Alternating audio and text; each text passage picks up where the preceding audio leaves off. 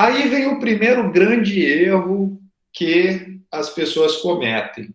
É achar que o sistema nervoso central é o cérebro, tá? E não é só o cérebro. Aí vocês vão falar, é o encéfalo, né? Porque tem lá o cerebelo, o bulbo, o ponte. Não é só o encéfalo. O sistema nervoso central é composto pelo encéfalo e pela medula espinhal. Então né? Coloquei aqui a imagem, pessoal, para chamar bastante atenção. Ó. Essa, né, estrutura de encéfalo e mais toda essa parte aqui, ó, que é a medula espinhal, tudo isto é sistema nervoso central, ok? Eu não sei porque tem pessoas que acham que a medula espinhal é periférico, e não é. É aí que as pessoas erram nos concursos, aí nas seleções, tá? Porque sistema nervoso central, encéfalo e medula espinhal. Muitos processos ocorrem no nível de medula espinhal e as pessoas acham que, então não precisa do sistema nervoso central, né? Claro que precisa, pessoal. Foi na medula, então é sistema nervoso central, tá? Mais uma vez aí, para não esquecer, ok? Então, voltando lá, ó, sistema nervoso central, encéfalo e medula espinhal. Lá nesse sistema central, que é essas duas estruturas, vamos dizer assim, você tem mais de 100 bilhões de neurônios. Você tem o sistema nervoso periférico. Aí sim você tem os nervos. Vocês têm os pares de nervos, tanto cranianos como espinhais. Por que são pares cranianos? Porque eles partem do encéfalo. E esses pares espinhais, eles partem da medula espinhal, que também é nervoso no sistema central, né? Então, esses 31 pares, eles são sistema periférico, que partem da medula espinhal, por isso são 31 pares de nervos espinhais. E aqui são 12 pares de nervos cranianos, ok? E vejam bem, esses pares aqui, eles partem, por que pares? Porque é um para o lado direito e um para o lado esquerdo, né? Para cada nervo desse tem um do outro lado. E eles partem entre as vértebras. Então você tem lá um total, na verdade, de 33 vértebras, né? Mas a gente tem entre cada vértebra dessa, cada vértebra tem lá os forames lá, que são os acidentes ósseos lá, os buraquinhos, por onde saem esses nervos, né? O que é um nervo? Está aqui, ó. São feixes de neurônios. Então, não é um neurônio que sai ali, pessoal. São muitos neurônios formando um feixe, né? Então, você tem esses nervos, que são esses feixes de neurônios. E assim, você controla o seu organismo todo pelo sistema nervoso, tá? A gente tem o controle total do organismo. Ele dá informações extremamente rápidas, tá? Eles chegam lá dando informações quase que instantâneas. Então, o sistema nervoso, ele tem ação muito rápida.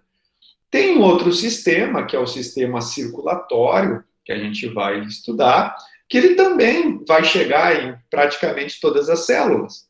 Então você pensa assim, puxa, mas eu posso então entrar em contato com as minhas células pelo sistema nervoso ou pelo sistema circulatório?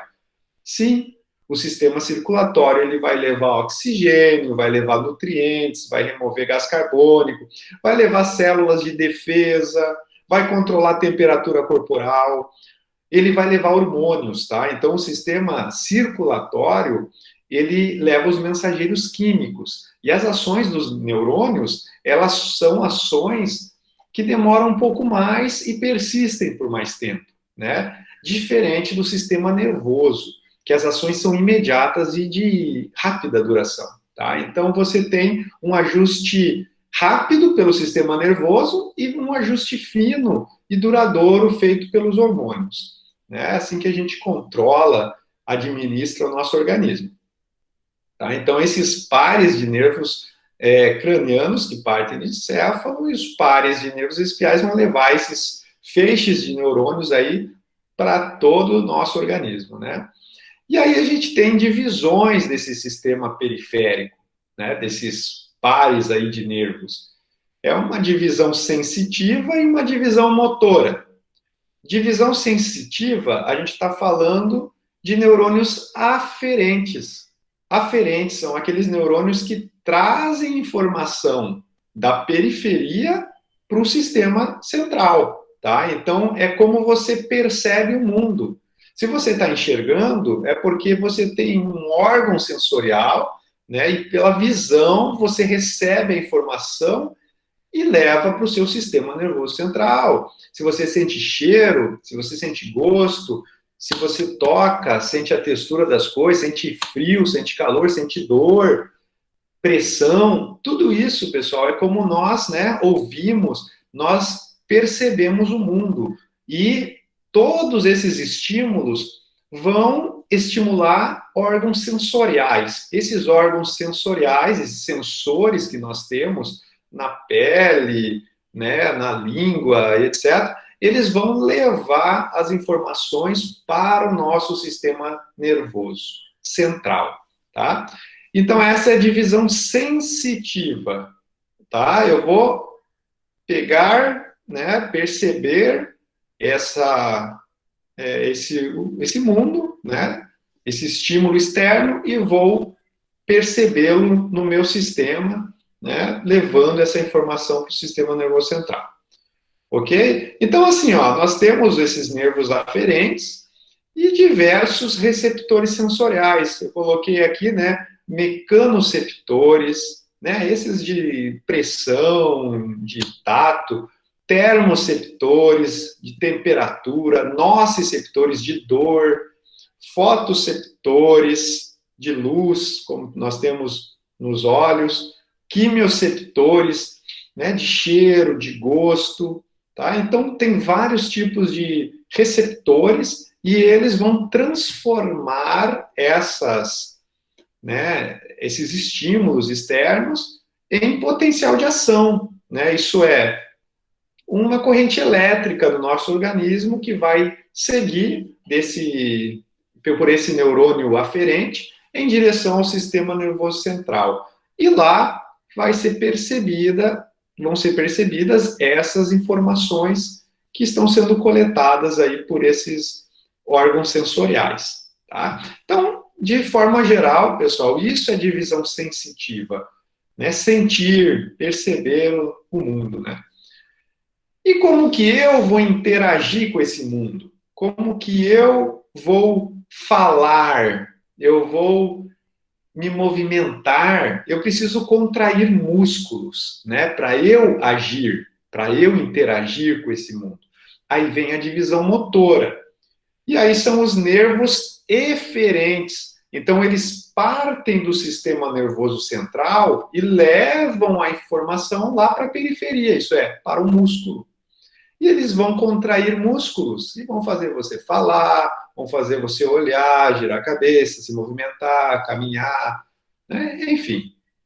Então, essa divisão motora, né, que a gente gera contração muscular, tá? Então, são nervos eferentes. Esses nervos eferentes ainda tem outras classificações, né? Autônomo e somático. Nervo eferente, autônomo, o nome já diz, eu não preciso controlar. Alguns eu não controlo. Ele age sozinho, por controle autônomo, né? O meu organismo controla isso. Eu não preciso voluntariamente, conscientemente contrair. Alguns órgãos, alguns sistemas, sim, eu posso tomar, né, esse controle se eu quiser, tá? Respire, inspire. Você inspira. Ó, agora você está controlando, porque eu falei, a sua respiração. Até então você não estava controlando nada a sua respiração. O sistema autônomo, ele dá conta, né? Ele vai contrair e relaxar o diafragma, né? Para que o ar entre nos pulmões, o ar saia. Mas você pode contrair e relaxar voluntariamente. Alguns órgãos não. Por exemplo, dá uma paradinha aí no coração. Não dá, né, pessoal? Dá uma acelerada aí. Você pode, por algum mecanismo, fazer o coração acelerar. Por exemplo, você começa a pensar em coisas que te dão adrenalina, que te dão, sei lá, medo. De repente você começa a aumentar a frequência cardíaca. Mas aí você está indo por outro caminho do sistema autônomo. Né? Você está gerando uma condição de ansiedade e tal, e está desencadeando lá uma resposta de aumento da frequência cardíaca. Você não consegue controlar o seu coração, tá? Então tem diversos processos autônomos no nosso organismo que a gente não consegue assumir esse controle, nem que a gente queira, tá? Então essa divisão autônoma, ela ainda tem uma outra subdivisão que é o simpático e o parasimpático. Eu já vou falar deles na sequência. A outra divisão motora é o somático. Aqui a gente está falando do nosso músculo esquelético, né? Então a gente consegue contrair músculos. Eu consigo olhar para cima, eu consigo levantar da cadeira, eu consigo correr, eu consigo fazer qualquer coisa, né? De movimento, de força, porque eu tenho esse controle somático, tá? Então os meus nervos eferentes, nesse caso, se chamam motoneurônios alfa. Então, os motoneurônios alfa, né, os neurônios motores, eles fazem isso, contração do músculo esquelético.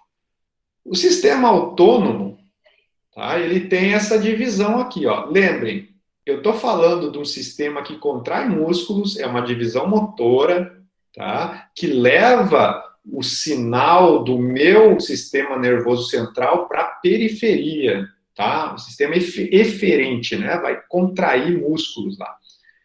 Esse sistema automático, né, autônomo, ele vai ter uma divisão em simpático e parasimpático. Você tem que entender, né, onde que atua o sistema simpático e, a partir de uma situação geral, conseguir deduzir, né, entender as áreas que ele atua e o que é do simpático e parasimpático.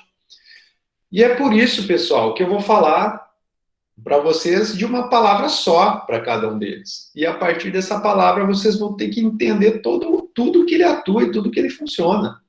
É dessa forma que eu explico no meu livro também. Tá? Então, o sistema simpático, ele é o sistema da luta ou fuga. Acabou, é só isso que você precisa saber. O que é luta ou fuga? Você vai ficar parado em alguma situação dessa? Você vai descansar? Você vai economizar energia? Não. Tá? Então, ou você luta ou você corre. Nas duas situações, o que está acontecendo?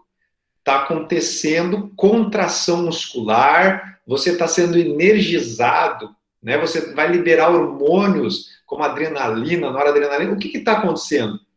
Se aumenta a glicemia no sangue, se aumenta a pressão arterial, se aumenta a frequência cardíaca, você fica em condição de alerta. Olha quantas coisas eu já falei. Aí eu pergunto, qual o sistema que aumenta a frequência cardíaca? É óbvio que é o simpático. Por quê? Porque é o sistema da luta ou fuga.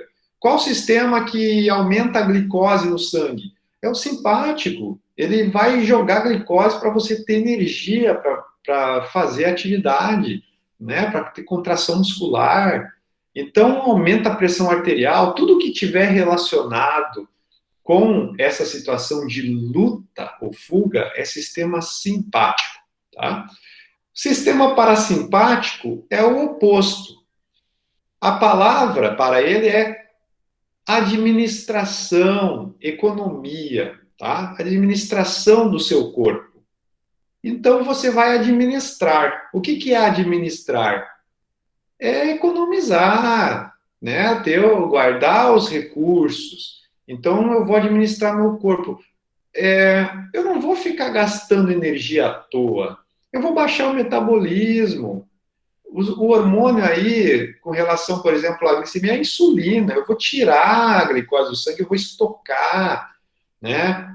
é aquele que está relacionado a baixar a frequência cardíaca, né, diminuir a pressão arterial. Então, veja como ele se opõe, ele se contrapõe ao sistema simpático. Porque se num eu gasto adoidado, jogo lá em cima o metabolismo, no outro eu jogo lá embaixo o metabolismo. As pessoas, às vezes, elas confundem, né? Cérebro com encéfalo. Olha só, o cérebro é essa parte colorida aqui em cima, ó. Você tem esses lobos, né? Frontal, parietal, temporal, occipital. É uma estrutura, a principal estrutura, né?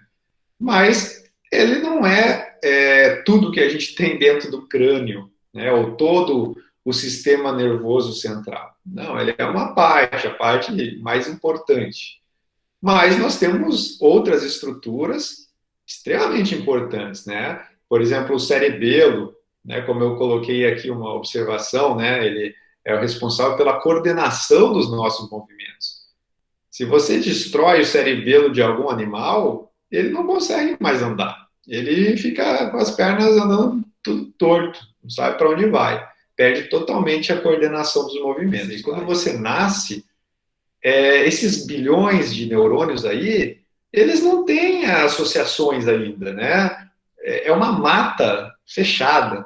Aí você começa a fazer trilhas ali, sinapses entre eles, e tais sinapses, elas correspondem a alguma coisa. Por exemplo, sei lá, você aprende que isso aqui é azul, né? A cor azul. E aí no seu cérebro você trilha lá um caminho que diz que aquilo ali é um azul. Perceba, pessoal, que isso que você trilhou é único. Ninguém mais no mundo vai fazer exatamente essa trilha que você fez nesses bilhões de neurônios para dizer que aquilo é azul. Portanto, se você acha que um dia vão botar um leitor na sua cabeça e vão dizer o que você está pensando, né, vão conseguir interpretar as coisas que você está imaginando, isso não existe, pessoal, né? Sei lá, né? Posso até estar errado, pode ser que daqui a milhares de anos descubram alguma coisa que não se sabe hoje. Mas hoje, eu diria que é impossível você conseguir traduzir o que uma pessoa está lá processando, porque cada cérebro é totalmente diferente do outro. Cada pessoa pensa diferente. Por isso que eu sempre falo, você tem que pensar do seu jeito, você tem que fazer o seu esquema, a sua organização, porque você trilha os seus caminhos. Não adianta olhar o que eu planejo e querer fazer do meu jeito, você não vai ter o mesmo entendimento. Você tem que fazer a sua organização. Porque no seu cérebro você pensa diferente de mim. Tá? Então, isso é muito interessante, porque ao longo, conforme você vai envelhecendo, essas trilhas que você vai criando entre esses bilhões de neurônios, elas vão se tornando avenidas. E você sempre vai usando o mesmo padrão que você veio desenvolvendo lá pequenininho. E aqui essa imagem que eu tinha mostrado, em que você tem lá o sistema nervoso central, que é encéfalo e medula espinhal, e aí os pares de nervos cranianos e os pares de nervos espinhais. Né? São pares, então, para os dois lados, ok? Como eu tinha comentado já anteriormente também, tá? As funções aí involuntárias do corpo. Então, lembrando, a gente está falando, ó, a gente está falando de uma divisão motora, ok? Eu vou controlar músculos, né? Eu não vou receber sinais do mundo. Eu vou controlar meu organismo, interagir e tal. Então, contrações musculares são uma divisão motora, mas autônoma. Autônoma, é automático isso aqui. E aí vem essa divisão simpática e parasimpática dentro desse sistema nervoso autônomo. Às vezes vocês vão encontrar a sigla SNA, Sistema Nervoso Autônomo, né? SNA simpático, parasimpático. Então, o autônomo simpático, como eu falei, luta ou fuga, aceleração da taxa metabólica, aumenta a frequência cardíaca, vasodilatação, pressão arterial, glicemia. e o outro conserva a energia, o parasimpático. Administração do corpo. Então, na citologia, tem um tipo de célula no nosso organismo, que é uma célula que a gente nasce com elas, né? E morre com elas. Elas não são células que se regeneram. Ele tem esse corpo celular aqui, ó, tá? Esse corpo celular, onde tem núcleo, nucleolo, e tem esses dendritos, que são essas ramificações aqui do corpo celular, é onde ele recebe os sinais. Então, o neurônio ele vai receber estímulos, né? Vamos dizer assim. Esses estímulos vão tentar estimular ele, porque não é porque ele receber um estímulo que ele vai passar para frente. Depende da intensidade desse estímulo. Então, eles vão se somar esses pequenos estímulos, por isso que eles têm várias ramificações. E às vezes vem com tudo esses estímulos, e obviamente ele vai liberar informação, né? Vai despolarizar, isso é, vai passar a informação para frente, que é o potencial de ação. Isso pode acontecer ou não, se vier só pequenos estímulos fracos, ou alguns estímulos, mas vem também estímulos inibitórios, estímulos que dizem não passa informação. Então, uns falam, passa informação, outros, não passa. A soma desse negócio é chamada de somação. Vai fazer com que ele libere ou não esse potencial de ação. Potencial de ação, então, é essa onda elétrica que vai nesse sentido aqui, ó, de onde ele recebeu o sinal, que é o corpo celular, em direção aos ramos aqui terminais. Por onde percorre aqui, ó, o sinal elétrico? Esse tubo aqui se chama axônio, tá? Então é o axônio, né? Tá aqui, ó, axônio, tá? O canal aí por onde percorre essa informação. Quando o neurônio tem essas bainhas, a transmissão desse sinal elétrico é muito rápida, tá? Porque, né, teoricamente, né, o que a ciência até então nos mostra, é que esse sinal ele é saltatório, né? Você tem aqui, ó, uma condução saltatória. Então, o sinal ele vem saltando entre os nódulos. Então, é muito rápido. Chega a ser 50 vezes mais rápida a transmissão do que num neurônio que não tem essa bainha de mielina. Isso é, que não é mielinizado, né? Como no caso esse do exemplo aqui. Como que ele passa agora o sinal para alguém, né? Para um outro neurônio, ou então para um músculo, por exemplo.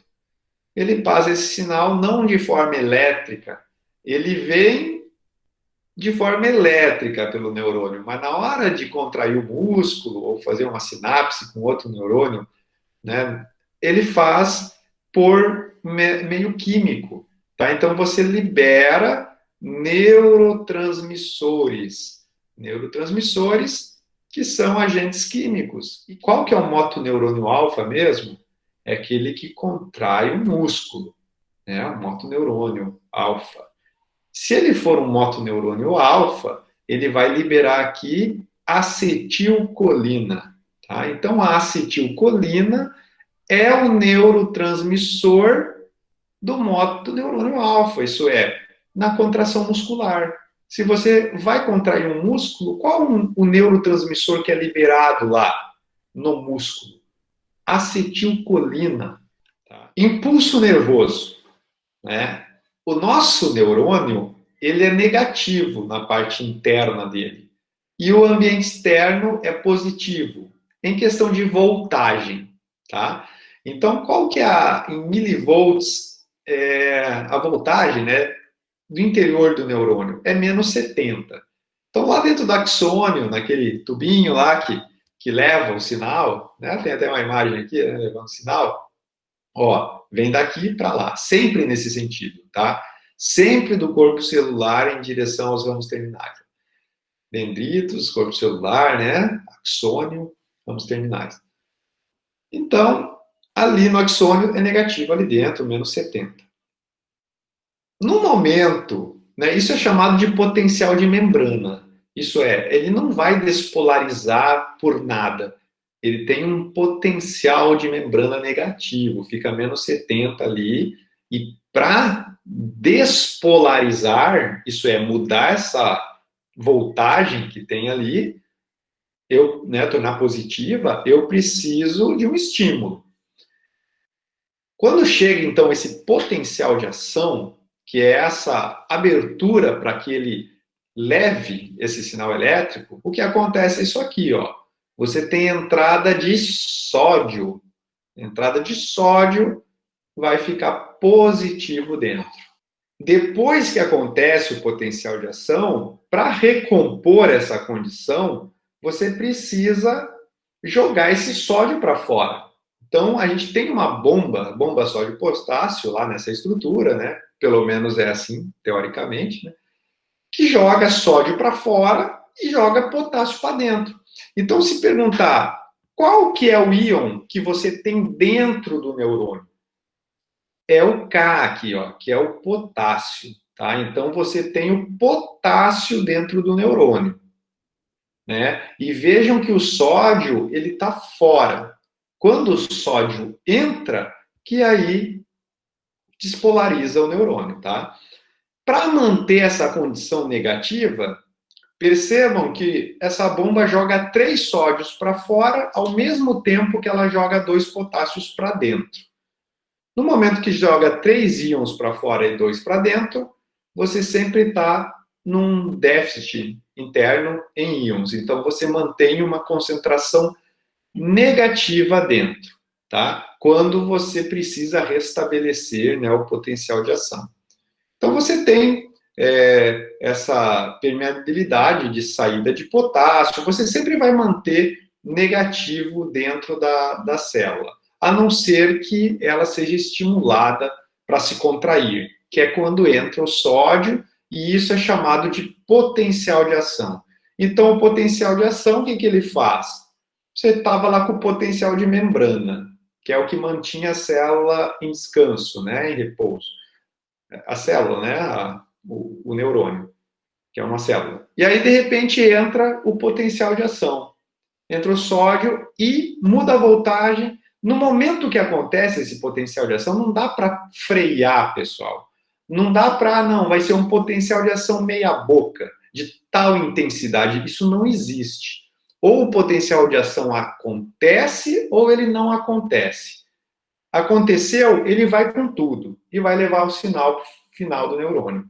Então, o potencial de ação tem essa lei do tudo ou nada. Ou acontece, ou não acontece. Algumas pessoas, de repente, antes de estudar lá a contração muscular em si, a questão das unidades motoras, algumas pessoas pensam assim, mas como isso? Se eu quiser, eu gero mais força ou menos força. Como que o potencial de ação vai com tudo ou não vai? Eu não estou entendendo. Mas é aí que está, pessoal.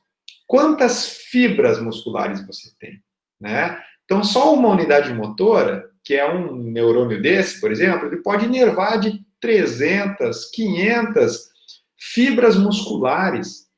E você tem lá dezenas de unidades motoras, centenas de unidades motoras em alguns músculos.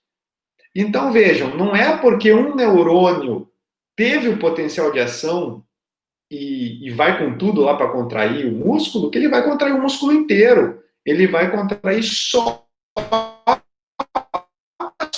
musculares que ele inerva. Isso é esse neurônio motor e as fibras que ele inerva. Se você tem no bíceps lá 200 unidades motoras e você só tiver o potencial de ação em uma, você vai dividir a sua força máxima em 200 partes. Olha só, você pode graduar a força do bíceps em 200 níveis. Então, aquelas unidades motoras que forem ativadas para realizar uma determinada força, elas vão com tudo. Aquelas fibras musculares, elas vão agir para valer, o máximo delas. Elas simplesmente agem. Elas têm a sinalização para contrair, vão contrair. Se elas não tiverem capacidade de mover o peso que você quer, você vai solicitar, recrutar mais unidades motoras. E mais neurônios vão com tudo. O máximo de força que você poderia gerar seria recrutar todas as suas unidades motoras, né? E todas as suas fibras musculares. Tá? Aqui uma sinapse clássica, né? Você tem aqui um neurônio e aqui outro. Qual está passando informação para qual aqui? É que vocês não tem número aqui para falar, né? Mas esse aqui, ó, está passando a informação para esse. Como que eu sei? Porque o sinal ele é passado do corpo celular pelo axônio, né? E é recebido pelos dendritos aqui, ó, desse aqui, não é esse que está passando para lá, e esse que está passando para cá, né? E assim segue em direção aos ramos terminais, tá? Então esse neurônio está passando a informação para cá. E ele libera então ali, ó, essas estruturas químicas que são neurotransmissores, ó. Enfim, você tem lá nesse neurônio terminais pré-sinápticos, isso é, são pré-sinapse, e aqueles que são os receptores pós-sinápticos. São aqueles que recebem, né, os neurotransmissores lá. É esse espaço que acontece entre os terminais do neurônio e os receptores do outro é chamado aqui, ó, de fenda sináptica. Tá? Então, a fenda sináptica é esse espaço onde são liberados os neurotransmissores. Então, os neurotransmissores vão ser liberados ali e vão estimular lá que ocorra a despolarização do próximo neurônio, né? Para que ele possa conduzir esse sinal.